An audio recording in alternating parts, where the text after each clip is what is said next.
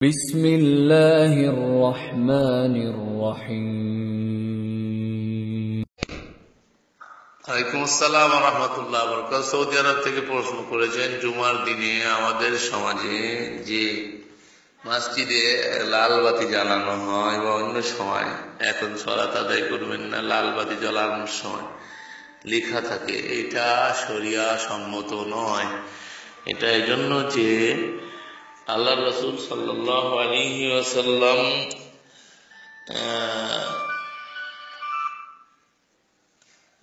আল্লাহ রাসূল সাল্লাল্লাহু আলাইহি ওয়াসাল্লাম আমাদেরকে নির্দেশ দিয়েছেন, যখন তোমরা মসজিদে দাখিল হইবে, আইয়াতুল আসা আইয়ার রাকাতাইন, যখন বসবে তার আগে 2 রাকাত সালাত পড়ে নিবে। এমনকি জুমার দিনে খুতবা চলাকালীন বুখারী শরীফ কিতাবুল জুমায় আছে হাদিসটি, যে যখন এক ব্যক্তি এসে আল্লাহ রাসূলের সামনে খুতবা দেওয়াকালীন বসে গেলে, আল্লাহ নবী তাকে বলেন, তুমি কি 2 রাকাত পড়েছো? না। উঠো আর হালকা করে 2 রাকাত পড়ো।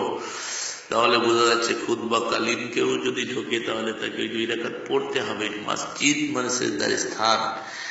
এটার দ্বারা প্রমাণিত হয় যে মসজিদে বসতে গেলেই তাকে 2 রাকাত পড়ে বসতে হবে। তো আমাদের সমাজে একটা ট্র্যাডিশন হয়ে গেছে, আগে গিয়ে বসে তারপরে গিয়ে উঠে সালাত পড়ে। এসব বিদআতি কর্মকাণ্ড, এর থেকে বিরত থাকা শ্রেয়। আপনি আর একটা প্রশ্ন করেছেন, সেটা হচ্ছে জুমার দিনে আমাদের মসজিদে যে তৃতীয় আর একটা খুতবা দেওয়া হয়। আসলে 2টো খুতবা সুন্নাহ, তৃতীয় যেটা আলোচনা করা হয় এটা আমাদের দেশে এই বেদাতটা করা হয়। খুতবাটা নিজ নিজ ভাষায়, বোধগম্য ভাষায় না দেওয়ার কারণে, বাংলায় খুতবা দেওয়া উচিত, সেটা না দেওয়ার কারণে আজকে আরবিতে 2টো খুতবা দেয়। যেহেতু তারা বলতে চায় আল্লাহ রাসূল আরবিতে খুতবা দিয়েছেন, তাই সুন্নাত পালনে তারা আরবিতে খুতবা দেয়। কিন্তু তাদের এটা বোঝার ভুল আমার মনে হয়, আল্লাহু আলাম, যে তাদের বোঝা উচিত যে আল্লাহ রাসূল মাতৃভাষায় খুতবা দিয়েছিলেন, যাদের সামনে খুতবা দিয়েছিলেন তাদের বোধগম্য ভাষা ছিল আরবি।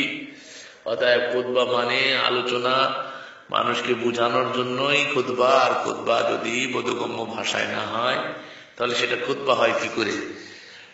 আপনি যখন ওয়াজ করেন তখন সারাদিন বাংলাদেশে এসে আরবিতে ওয়াজ করলে আরববাসী কিছুই বুঝবে না।